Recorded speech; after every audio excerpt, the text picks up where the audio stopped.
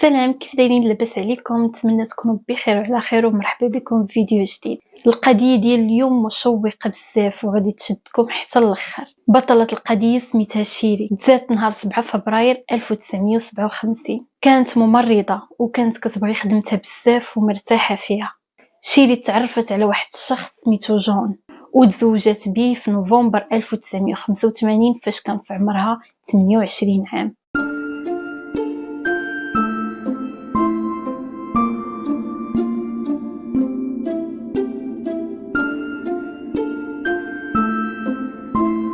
عاشوا في واحد الدار زوينه بزاف في كاليفورنيا. شيري بقات كتخدم ممرضه في السبيطار، اما راجلها فكان مهندس ميكانيكي، وكانوا مرتاحين وفرحانين في حياتهم. نهار الاثنين 24 فبراير 1986 جون فاق في الصباح كيف العاده ديالو وخرج للخدمه مع 7:30 ووصل للخدمه مع 8. اما شيري وعلى غير عادتها صبحات هذاك الصباح ما رشقاش ليها وما حاولش تمشي للخدمه.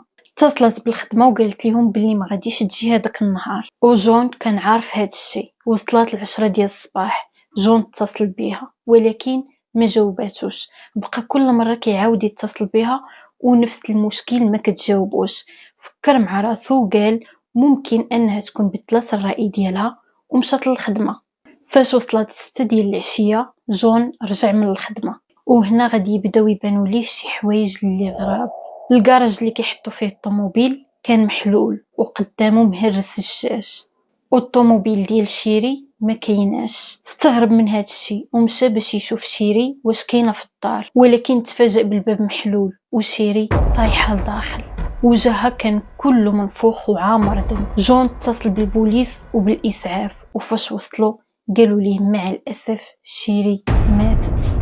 وسبب الوفاة كان هو 3 القرطاسات جوها في الصدر ديالها ويديها كانوا حمرين، وهذا الشيء كيأكد على انها كانت مربوطه، وكانوا عندها بزاف ديال الضرابي في الجسم ديالها واللي كيبينوا على انها كانت كتقاوم المجرم قبل ما يقتلها. وكانت معضوضه من دراعها اليسار. من بعد ما دازوا 2 سيمانات على الجريمه غادي يلقاو الطوموبيل ديالها قريبه من الدار، وفكروا ان سبب الجريمه هو السرقه، حيت في هذيك الفتره وقعوا بزاف ديال حوادث السرقه في المنطقه اللي كيعيشوا فيها، وكانوا كيشكوا في واحد 2 من اصول لاتينيه. البوليس كان مستبعد اي احتمال وكانوا شاكين في هادوك 2 بوحديتهم لا غير. ولكن الوالدين ديال شيري كان عندهم راي اخر وما كانوش مقتنعين بهاد الهضره، وكانوا متاكدين ان السبب من الجريمه شخصي ماشي السرقه، حيت اللي غادي يجيو يسرقوا ما غاديش يجيو يسرقوا في وسط النهار. واصلا حتى شي حاجه اللي عندها قيمه ماديه ما تسرقات، تسرق عقد الزواج ديالهم والطوموبيل ديال شيري اللي هداها لها راجلها في عيد الميلاد، والصاك ديالها اللي لقاه الجار ديالهم في نفس نهار الجريمه. اما الطوموبيل فبحال اللي قلت لكم من بعد سيمانه تلقات حتى هي حد الدار. الوالدين ديال شيري قالوا للبوليس انهم شاكين في واحد البنت كانت الصديقه ديال جون من ايام الجامعه ومن مده طويله وهي كتبع شيري وكتهددها، وشيري كانت خايفه منها بزاف. ولكن الغريب في الامر ان البوليس ما غاديش يحقوا معاها نهائيا وما غاديش يحاولوا حتى يقلبوا عليها او اللي يعرفوا شكون هي او اللي يوصلوا ليها، وغادي يبقاو متشبتين ان الغرض من الجريمه هو السرقه. دازو سنين طويله والوالدين ديال شيري بقاو متبعين القضيه وبقاو ديما تيمشيو عند البوليس وكيقولوا لهم باش يحقوا مع هذيك السيده، ولكن البوليس كيف العاده ديما كانوا كيرفضوا هذا الشيء وكيحاولوا يقنعوهم ان اللي ارتكب الجريمه هما هذوك 2 اللاتينيين اللي سرقوها. وصلنا لبدايه التسعينات والعلم بدا كيتطور شي شويه في هذا الشيء ديال الدي ان اي. الاب ديال شيري رجع عند البوليس وطلب منهم باش يبحثوا في الدي ان اي اللي عندهم على القضيه ديال بنته، ولكن البوليس كيف العاده رفضوا هذا الشيء وبقات القضيه على حالها حتى لسنه 2004. غادي تكون واحد المحققه مسؤوله على العينات ديال الدي ان اي وبالخصوص في القضايا القديمه اللي مازال ما تحلوش.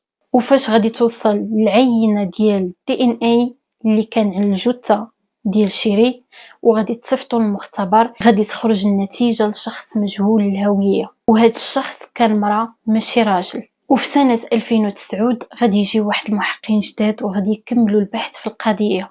فاش غادي يشوفوا الملف ما غاديش تدخل لهم الفكرة ديال السرقة نهائيا لراسهم، وغادي يردوا البال للشهادة ديال الوالدين ديال شيري.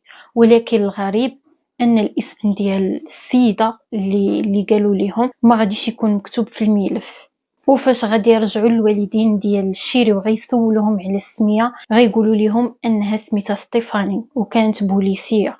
وفاش بحثوا عليها غادي يكتشفوا ان السلاح اللي تقتلت به شيري كان عندها في هذيك الفتره، والدي ان اي اللي كان على العضه اللي كانت في شيري كان مطابق معها 100%. هاد ستيفاني تعرفت على جون فاش كانوا كيقراو في الجامعه وكانوا في علاقه مع بعضياتهم، ولكن جون قال لهم انها كانت علاقه عابره وصافي ماشي جديه، وما عمره وعدها بشي حاجه. ومن بعد التخرج ديالهم ستيفاني غادي تبدا مع البوليس في 1983، وجون حتى هو ولا مهندس ميكانيكي. وهنا العلاقه ديالهم غادي تبدا تبرد شويه بشويه، وما بقاوش كيتلاقاو كيف قبل، وما بقاوش كيعرفوا الاخبار ديال بعضياتهم. وفي سنه 1984 ستيفاني بغات تحيي ديك العلاقه اللي كانت بيناتهم. داكشي علاش غادي دير له واحد المفاجاه وغادي توجد ليه حفله ديال عيد الميلاد. وهنا ستيفاني غادي تصدم بان جون تعرف على بنت واحده اخرى واللي كانت هي شيري. هادشي خلاها تحماق وتخرج على السيطره، لدرجه انها بدات كتصيفط الرسائل للام ديالو وكتقول لها بان قلبها تشرح بزاف وبانها ما قادراش تقبل ان جون ولا مع واحده اخرى. اما شيري فكانت عارفه بالعلاقه اللي كانت كتجمع جون مع ستيفاني، ولكن ما عمرها فكرات فيها حيت كانت عارفاها انها شي حاجه من ايام الدراسه في الماضي وفاتت. ولكن ستيفاني ما عمرها خلاتهم في راحتهم، وفين ما كانوا كيخرجوا كانت كتبعهم، وهذا الشيء كان كيخوف شيري بزاف. وفاش قالتها لجون قال لها ما عندك مناش تخافي، ما عندها ما دير. ولكن شيري بقات خايفه، داكشي علاش مشات وقالتها لعائلتها.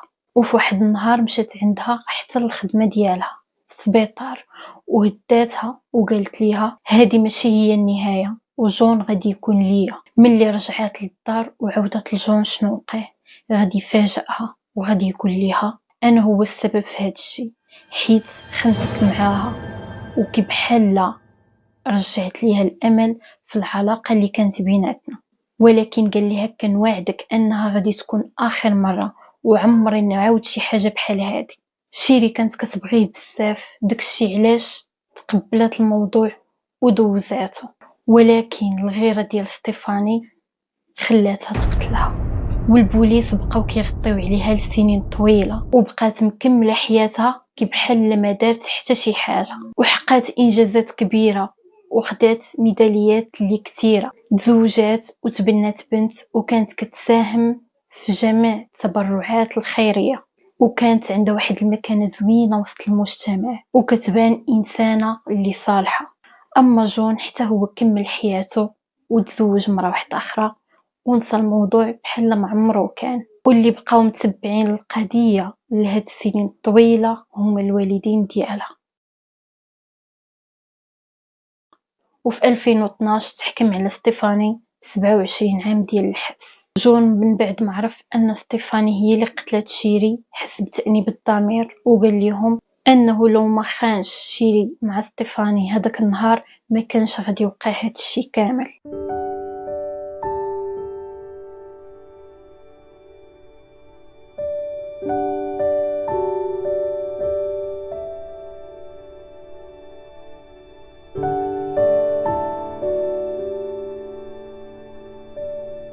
ما تنساوش تشتركوا في القناة وتفعلوا زر الجرس باش يوصلكم اي جديد. نتلاقاو في الفيديو الجاي. سلامة.